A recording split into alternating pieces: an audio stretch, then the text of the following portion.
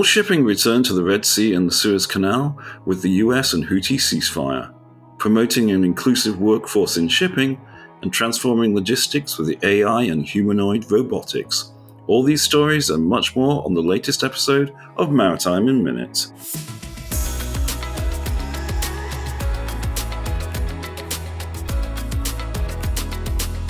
Hi, it's Marcus Hand, editor of Seatrade Maritime News here, with our May News Roundup, Maritime in Minutes, and I'm joined, as usual, by our correspondent, Gary Howard. We'll be discussing the shipping news stories that stood out for us over the last month.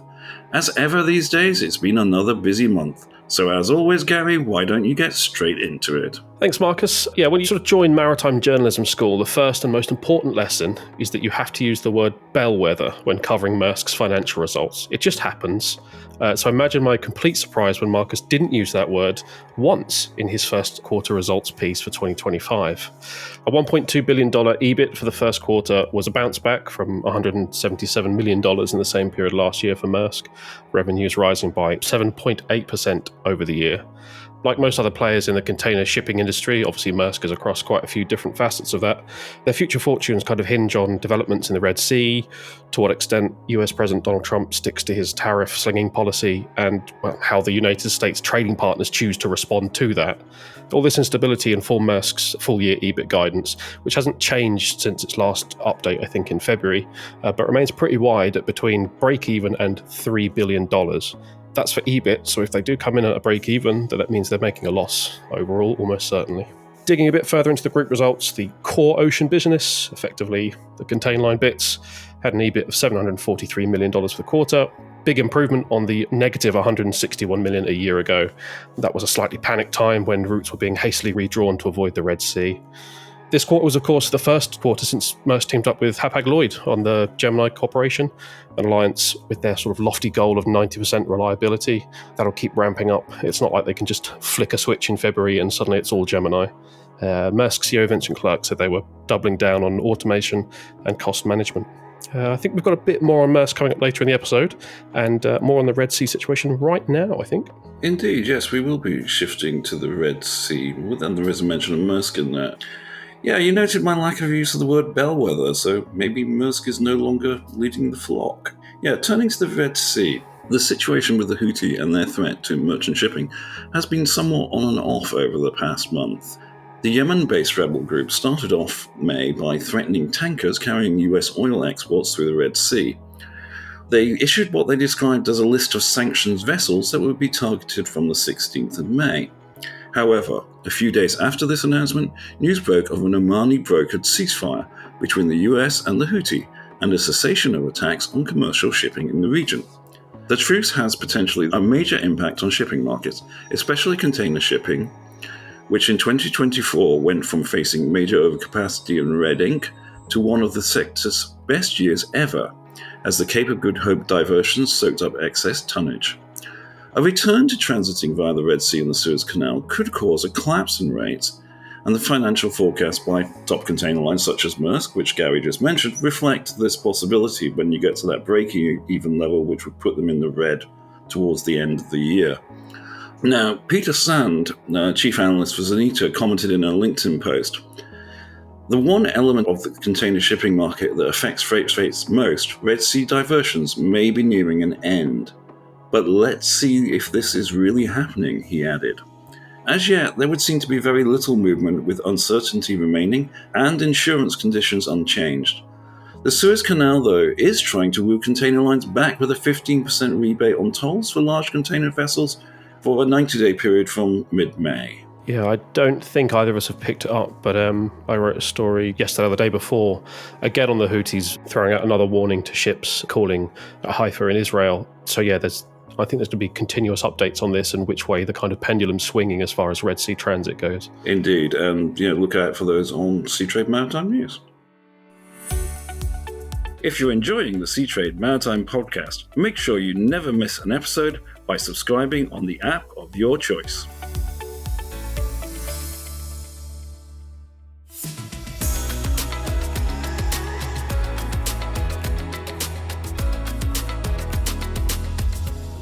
I'll pick up the second week when I'm sort of talking about the first week. I was at Seatrade Maritime Logistics Middle East in Dubai for the first week of the month, but I didn't really have a lot of spare time to write anything, as is often the case at these shows. There's a fair few stories, though, to be found in the event news section of Seatrade Maritime News. I'll pick one that I particularly enjoyed. It had a nice little punchy headline. IBIA, the Bunker Industry Association, hosted a panel at the show on future fuels, and there were a couple of knowledgeable experts up there on the stage on biofuels. So I asked whether cashew nutshell liquid biofuels were good enough for marine engines. I got a pretty short answer from Gary Hubbard, SVP Commercial and Operations at the biofuel company.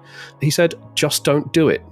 I think he worried that I was a ship owner that was about to, buy a giant tank full of the stuff. There have been issues in the past with CNSL, biofuels and shipping. There was one quite high-profile incident, I think it was the end of last year, affected more than 20 vessels which bunkered in Singapore and in Rotterdam. That had CNSL in it. The fuel clogged filters and caused all sorts of other issues. There are plenty of images out there of gunked up machinery, if that's your thing. Chris Turner was also on the stage, bunker quality and claims manager at Integrate Fuels, and he had a similarly sort of negative opinion on the cashew nut-based fuels. He did offer a bit of a ray of hope, though. He recalled the quality challenges seen in the biofuel produced by the UK's first plant 20 years ago, and the subsequent improvements that came and brought HVO and FAME fuels to the high standards that we see today. In the fullness of time, he said, the quality of biofuels derived from developmental feedstocks will improve. If anyone out there is thinking of using CNSL blend fuels, it's well worth taking advice. Engine manufacturers currently recommend a full risk assessment before filling up with such novel fuels, even as a blend component, as they fall outside of the normal main marine fuel standards. I also spoke to a fuel chemist to explain the reasons such fuels can be problematic, how handling and storage can affect their behaviour, and why spending a couple $100 on fuel testing is probably a worthwhile safeguard against the potential damages from an out-of-spec fuel. He did work for a company that does fuel testing, so I suppose he would say that, but the argument did hold water for me. Panelists at the end of the session were asked their top picks for alternative fuels over the next 5 or so years and in 15 years' time. Biofuels won the near-term vote almost unanimously, I think, with a mention of electric for sort of short-range coastal deployments. And then in the longer term, we were talking about there was a mix of synthetic fuels, e-ammonia, e-methanol, a couple of mentions of nuclear as well. So very much these representatives picked by IBIA looking at that multi-fuel future for shipping. Yeah, I mean, certainly for biofuels at the moment, if you look at bunker sales figures for the likes of Singapore, there's been a huge sort of uptick over the last 12 months. So that does seem to be one of the near-term solutions. Yeah, less good news for LNG, it seems, in volumes, as we've spoken about before. But yeah. Indeed. Now, for week 2, I'm moving to a story which actually has been going on for about a month, all told. And that is the tale of the Maersk Sana, which actually dates back to the end of April, with a 21-year-old container ship suffering an engine explosion on a voyage in the Atlantic. 3 seafarers were injured, 1 critically, who was medically evacuated to the US.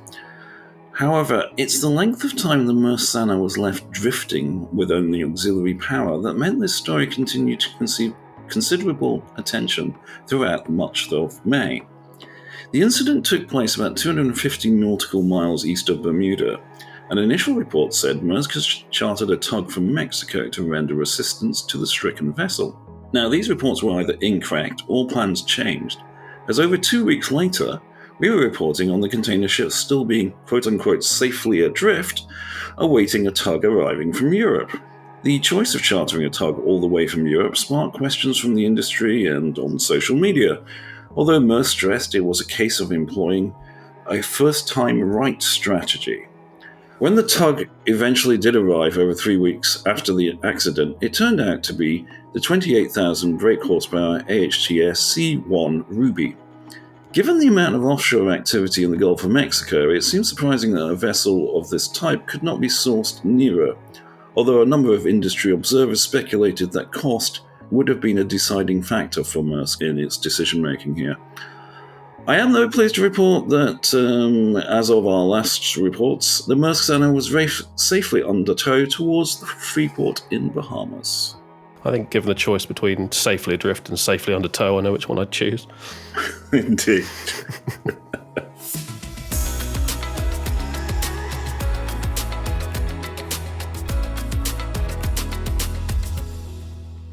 All right, on to the next one, I suppose. Where are we? Week 3. Women make up 19% of the workforce in the maritime industry covered by the latest IMO-WISTA survey, and just 1% of active seafarers that were accounted for by respondents to the same survey.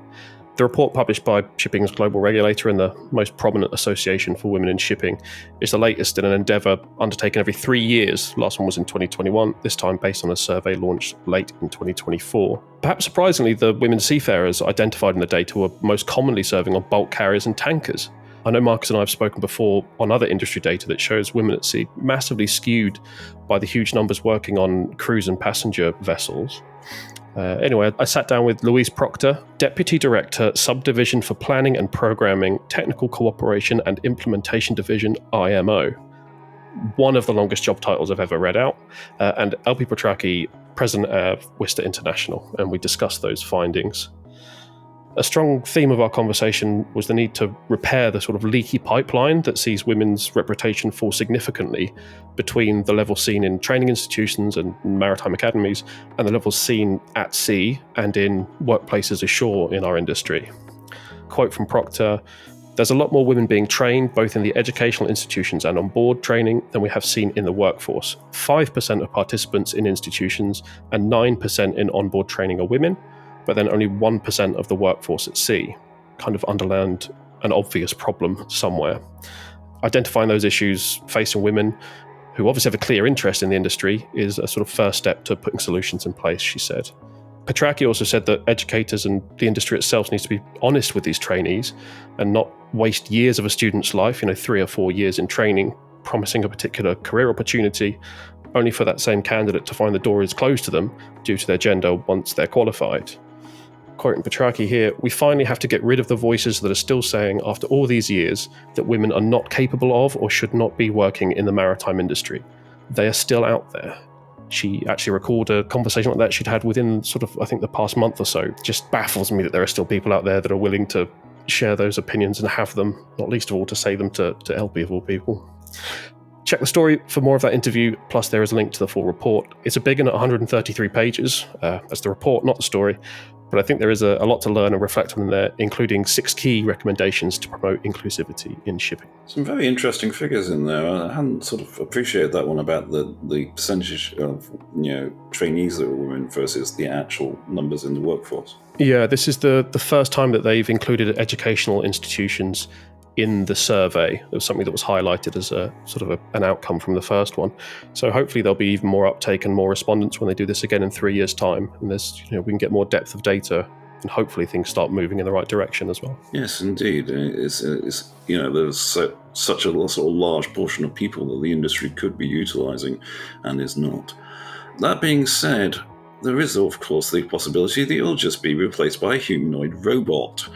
One of the more interesting interviews I've done in recent times was with Beat Simon, who is DP World's Chief Commercial Officer for Logistics. Now, there's a tendency to think of DP World mainly as a terminal operator, but it's also been building a rather large logistics business that has annual revenues of $8.5 billion and employs over 50,000 people. Now, Beat is a highly experienced logistics executive who'd actually met many years earlier when he was with APL Logistics, so it was kind of nice catching up with him. Our conversation focused on the future of logistics and the convergence of AI and humanoid robotics. Beat explained that while AI can optimize operations in warehousing with fixed robotic systems, this, particularly if you want to scale it, requires very rigid operations. Now, with the advances in humanoid robotics, a unit apparently now costs in the range of $30,000 to $120,000. These can be combined with AI to make operations both automated at scale and also flexible given the nature of the robots you're using. And this is something that Beat believes will revolutionize the sector. Now, he says a humanoid robot is probably capable of being about 75% as efficient as a human being. But on the flip side of that, they work 24/7 and they don't have things like mood swings either. At this point, things are very much in the planning and testing stage. DP World is building digital twins of its warehouses and trialing robots, but the future of warehousing and logistics could look very different from today. Absolutely. One thing that doesn't work 24/7 is me. I'm off on holiday, so Marcus is going to do the last week by himself. Or maybe we can get an AI of me to read out a script and do the my last story pick. Yeah, well, let's not try that one this week. The budget doesn't stretch to that. Fair enough.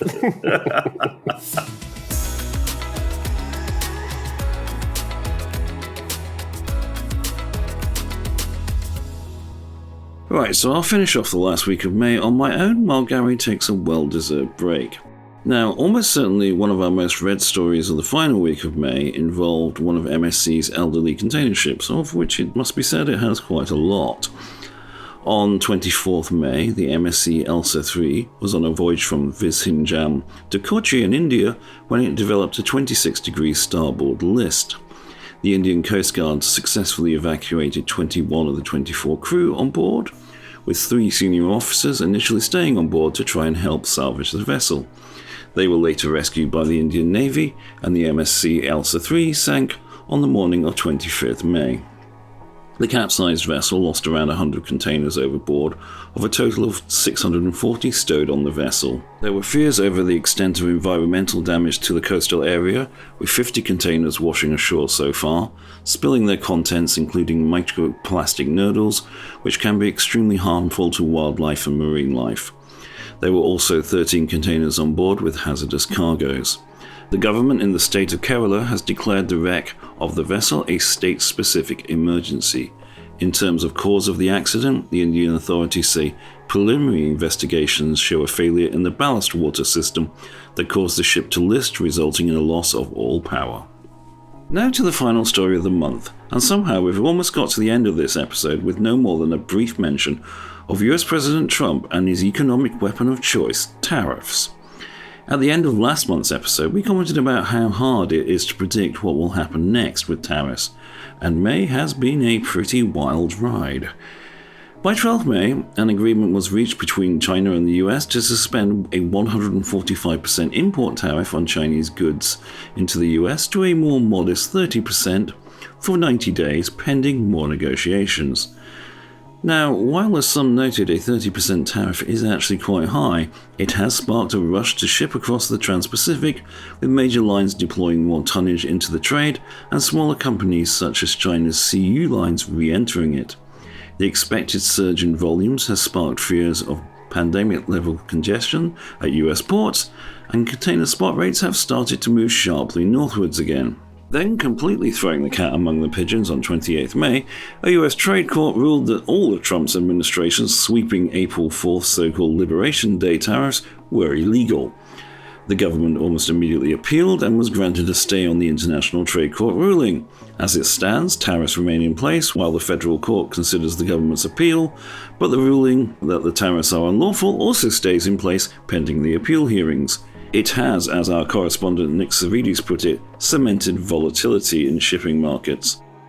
And on that note, that's all we have time for on this episode. If you want to learn more about the stories featured in this episode, links are in the show notes.